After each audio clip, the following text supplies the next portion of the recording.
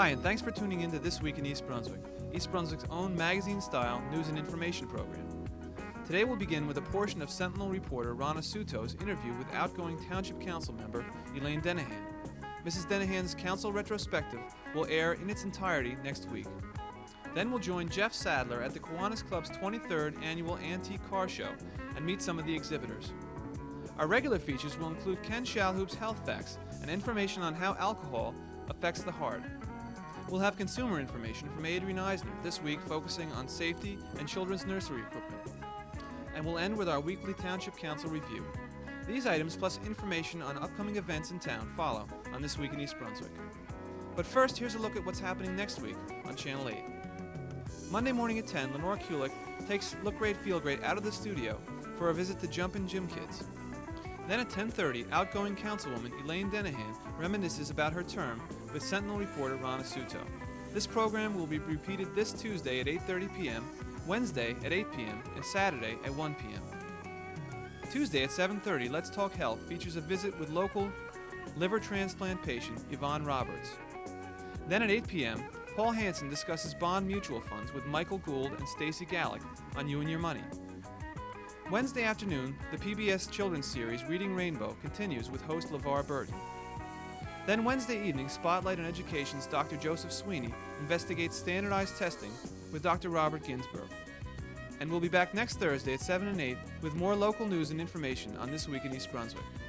Now let's go to the studio to join Rana Suto for an interview with Elaine Denahan. What do you consider to be the high points of your council career? Well, I think first of all, I think the establishment of the redevelopment committee is one that I'm proud of.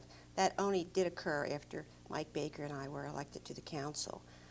I think some of the smaller issues, the recycling was something that I've always pushed for.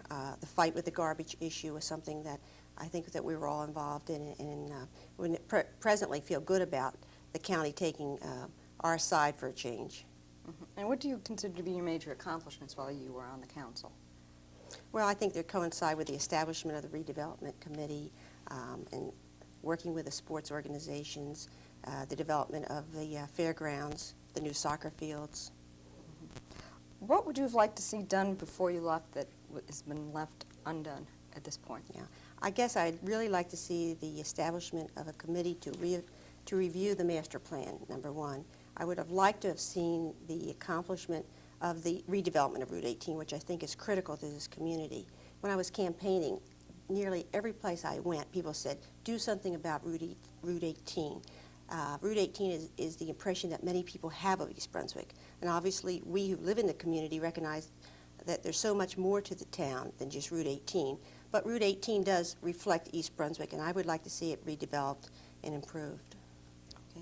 What would you say would be one of the funnier things that happened to you while you were on the council? Funnier things on the council? A funny incident. Humorous? I'm trying to think. Yeah, that's rather difficult to answer. I'm trying to think of some of the amusing things that have happened. Of course, we're always kept laughing a little bit with Bert Bush. He likes to be the comedian off the record. I really can't think of something offhand now. That's. Well, what would you consider, going to the other extreme, one of the hardest things you ever had to vote on? I think that's rather clear in my mind. I think that was the realignment to Riders Lane. I think when we put Riders Lane, I recognize that we need Riders Lane, the new Riders Lane, but at the same time, I'm not proud of what happened with Carriage Square, and I'm certainly still concerned about the segment between Cranberry Road and Dunham's Corner. But I would say that's one of the more difficult things on which to vote on. What would you consider that difficulty? Could you just define it for our audience? I think it's something that we need. Mm-hmm. We need for our own residents and obviously for those who use East Brunswick to get south or to Route 1. I feel that our residents, some of our residents, are going to be severely impacted. On the other hand, I recognize that we've made a commitment to those who live on Rouge Lane that we would remove the traffic and return that street to a secondary kind of artery. But I'm certainly not proud of what happened at Carriage Square. The development of Carriage Square and the Riders Lane running through the center of that is something that it happened. It happened in the past. I'm not blaming anyone, but it's something I don't think any of us are real proud of. Mm-hmm. What would you say was a mistake, or one of your bigger mistakes on the council, if any? Well, I'm sure there's lots of them. I said last night when I resigned that no matter how I voted on any issue, that I was really voting with one thing in the back of my mind, and that was to be sensitive to those that I represented. I always tried to keep that in mind in any decision. Did you ever regret a vote you made? I think there are times that you wonder about things that you've voted on. It's not always clear cut. Things are not always black and white. If they were, it'd be a lot easier. Going back to your move, what made you decide to move? Well, relocating to Dallas was a very difficult decision for my husband and I. We thought about it for months.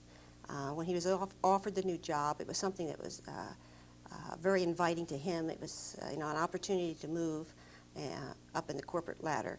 But at the same time, both he and I recognized that relocating was not going to be easy for any of us. And it has proven to be a difficult situation for our children.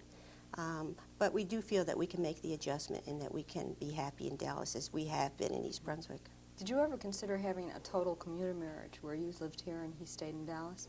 We tried that for 6 months, and it's something I certainly would not recommend for myself or for others. It's not an easy life, and I'm happy to see that come to an end, and that we will be united as a family. What was the most difficult thing about having a commuter marriage, even for 6 months? I think there's little time to communicate. I think there are many things you want to discuss with your husband, and there's just not enough time. Weekends, even though my husband did come home virtually every weekend from December through July, it was very difficult. There's, as I said, little time to talk about things that you want to share, problems that you want to discuss. So you wouldn't recommend it? I certainly would not want to recommend that. I think just dealing with children, you need that extra hand, and it's certainly helpful. Again, watch for the rest of this interview on Channel 8 the week of September 23rd. Now let's visit the fairgrounds for a look at some classic cars. Hi, I'm Jeff Sadler for This Week in East Brunswick. Today we're at the 23rd Annual Historic Car Show at the Middlesex County Fairgrounds. This festival is presented by the Kiwanis Club of East Brunswick in conjunction with the Old Timers Auto Club. At this time, I'd like to introduce to you the president of the Kiwanis Club, Mr. Dahlheimer. Could you tell me a little bit about the show? How did it all begin? Well, I guess it began 23 years ago with a few Kiwanians got together with the Automobile Club, and they wanted to put on a show, make some money on it. That's about how it started. I understand this is one of your larger fundraisers. What exactly do you do with all the money you make? Well, all the monies we make at any fundraising has to go back into the public. We donate monies to various groups, individuals. We donated to the Ethiopian Fund. It doesn't have to be at the community, in the community, but most of it goes back into the community. That's fantastic. Sir, about how many cars can we expect to see in the show today? Approximately 250. And are all these cars individually owned? Yes, most of them. It's always been a highlight of the summer to come down to this show. I'm looking forward to a fun-filled day today. It will be. Thank you very much, sir.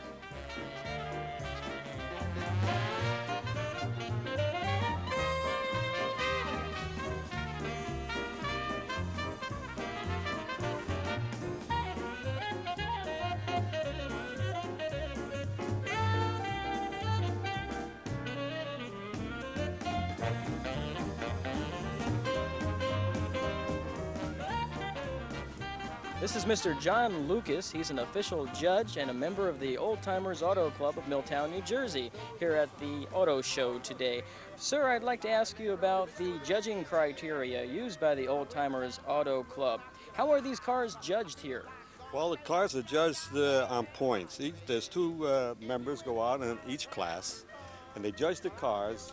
We are not very restricted like Hershey. We limited the judging on it, but we try to do our best like Hershey does, and like I say, we go on judging on the highest point. Now, if a car is judged on 80 points, there's one at 69 or 59 or so that's first, second, and third. Now, we have cars here we'll take out the best car, the whole show, the best of show, and we have a second of best of show. We donate the car.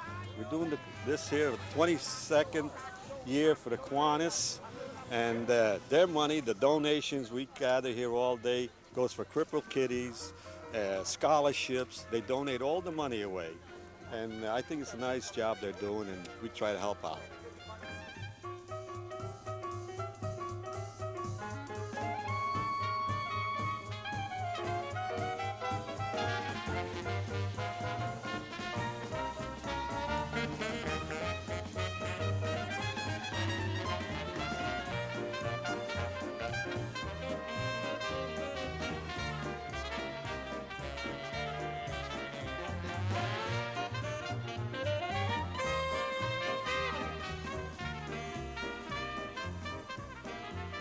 Okay, sir, introduce yourself, please.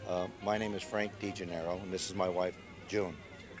And you have a beautiful pink sort of color car. What color is this car? It's Desert Rose. And what kind of car is it exactly? It's a 54 Plymouth Belvedere convertible. And what's very special about this car? What makes it special to us, there's only 16 of them left, supposedly 16 left registered of this model. And what you have here in your hand is an extensive photo layout of the restoration of this automobile. Can you explain these photographs for us, please? Well, some of them, as you see, were taken when we first purchased the car. One's basically to the left on the lower side. It shows, just what it was when we bought it. And then some of them are in different stages during the repair we made, and then the final end product. About how many hours went into the restoration of this vehicle? That's hard to estimate because, we never really kept track of hours or time. It's just, it was many, many months, but to narrow it down to hours and days, I couldn't say. Is it more than a hobby? A challenge. I think you enjoy it. Yes. Here's another beautiful car, sort of a convertible. Hello, sir. What's your name? Al Burrows. Al, what kind of car do you have here today? 57 Ford retractable hardtop. You say a retractable hardtop. That's a convertible? Right, the steel top goes in the trunk. That's fascinating. How many years was this sort of car manufactured? 3 years, 57, 58, and 59. I think we're in store for a demonstration on this car. Possible. Let's take a look at how this hardtop convertible works.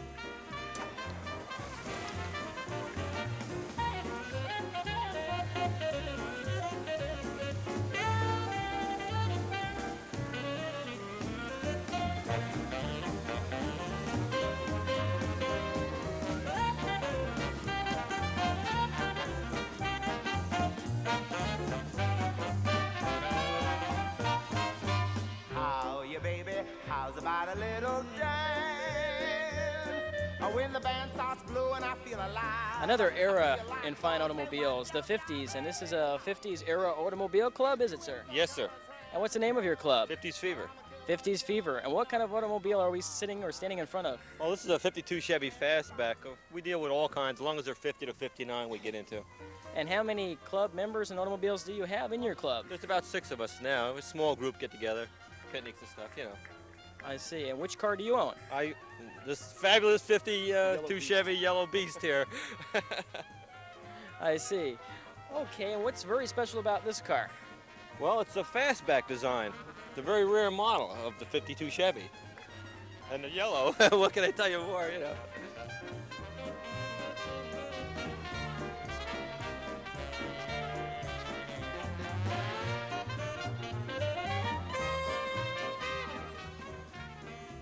Here's another interesting car from the 50s Fevers group.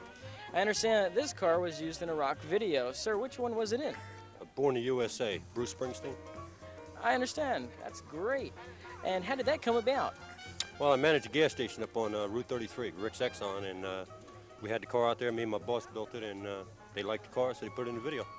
It's a beautiful car. What year is it? Thank you very much. 53, Victoria. And is it a very special model? Victoria makes it special. It's a hard top, no place hard top.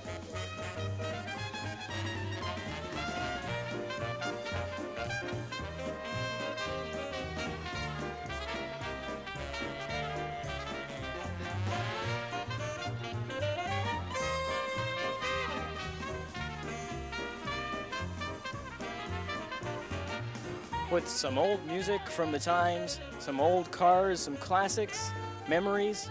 We leave the 23rd Annual Antique and Historic Car Show at the Middlesex County Fairgrounds in East Brunswick. This is Jeff Sadler for This Week in East Brunswick. Thank you. An interesting fact has been found concerning the heart and moderate alcohol intake. Alcohol intake increases the HDL level. Now you ask, what is HDL? HDL stands for high-density lipoprotein, which is a protein that circulates in your blood and is concerned with the control of cholesterol, which can, in elevated levels, cause heart attacks.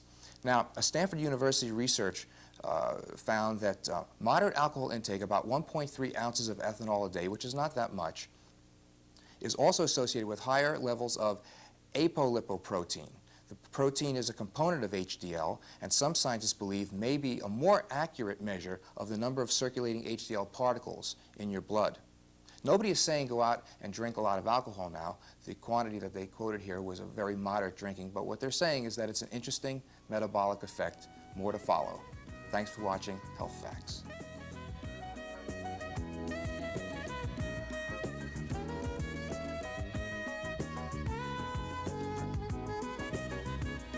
Hello, and welcome to Consumer Aware.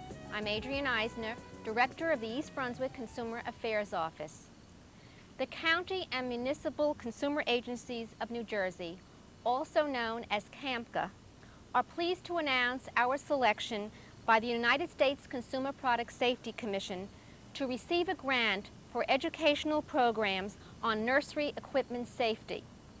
The grant by the Consumer Product Safety Commission is being utilized to develop a statewide program on nursery equipment safety. Posters and pamphlets alerting parents of potential hazards will be distributed by the various consumer affairs offices throughout the state in conjunction with Nursery Equipment Safety Week. This will be from September 22nd through the 28th, 1985.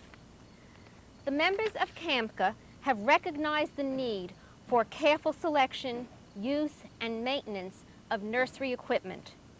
Each year, the Consumer Product Safety Commission receives reports of over 90,000 injuries resulting from the use of old-style, antique, and second-hand nursery products, which may not be safe. We are concerned about possible accidental death and injuries. Working with other consumer affairs offices in the state and with the Consumer Product Safety Commission will enable us to reach more parents with this important information. We are pleased to be part of this worthwhile effort. If you wish to get your copy of the pamphlet and the poster, please contact us at the East Brunswick Consumer Affairs Office. The telephone number is 390-6954. Our office is in the municipal building. We're open Monday through Friday, 9 a.m. until 5 p.m. Thank you for joining me on Consumer Aware. At this week's Town Council meeting, the Council unanimously adopted a resolution that urges the Planning Board to maximize the phasing in of building in town when it approves applications for developers. Council President Jerome O'Connor explains. This is simply another letter to the Planning Board, if you will, to continue their discussions regarding the phasing in of development, not to allow development to take place so quickly as the developer would want the Planning Board to do. The Planning Board in the past has required that phasing be adopted, and phasing is extremely important. I think that if they continue to do this, then at least we will have some modicum of success regarding the phasing of development in township. I'm not so sure that this sort of thing takes place in towns like perhaps Old Bridge or Monroe, where much larger development takes place at one period of time than it does within East Brunswick. So this is an extremely important Also, resolution. during the public portion of the meeting, resident Irving Sporn expressed his concern and the problems he deals with relating to the Edgeboro landfill. As a resident of Gage Road, I live near enough to Route 18 to have absorbed fully the impact of the garbage problem. Not so much the traffic, which everybody has, but I have outdoor furniture at home which is coated regularly, daily, with a heavy coating of greasy soot. I'm not worrying about wiping down the greasy, grimy soot. I'm worrying about my lungs.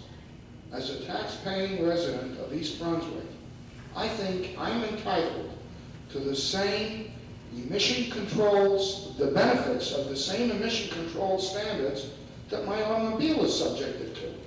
I urge, and I really mean this quite strongly, I urge the council to petition the DMV to station an emission control unit near the Edgeboro landfill to get these trucks to conform. I think it's a good idea, by the way, what you've stated. I hope the council will agree. Just so you know, air pollution and air emissions were a major part of our case. Both at the Board of Public Utilities, we hired an expert named Dr. Paul Cheramisinoff. We had the county expert, Richard Hills, testifying before Judge Skillman. Lest you have any doubt, you are accurate. It is either the second worst or the worst intersection in the entire county of Middlesex for air emissions. Hydrocarbons, particulates, all the bad things, that is probably the worst. It had been Ernston Road and Route 9 in Sayreville and Oldbridge. That undoubtedly has passed it. We are making that part of our case to the appellate division. We have filed all our briefs. Hopefully someone will listen to us, but you're simply right. To also reduce the amount of trucks, the council adopted a resolution to ask state lawmakers to impose mandatory recycling of newspapers for other counties. Council President Jerome O'Connor. Okay, but what it does, as I indicated, would be to allow East Brunswick to say no to Somerset County's garbage, to Union County's, if those counties do not have recycling methods in those counties. What this resolution also asks for is that we require through the state, through the DEP, that indeed Morris, Somerset, and Union adopt recycling procedures so that all of the extra waste, perhaps 25% of that waste, which can be recycled, will not come into East Brunswick and thereby reduce the number of trucks coming down. Here again is just simply another measure that East Brunswick is taking to indicate to its own residents that this council, every one of these council members care about what's going on in East Brunswick. And whatever we can do through legal means, we're going to take those measures and try and force the state to listen to what we're doing, and hopefully someday they're going to listen. That's all for this week. Thank you for watching.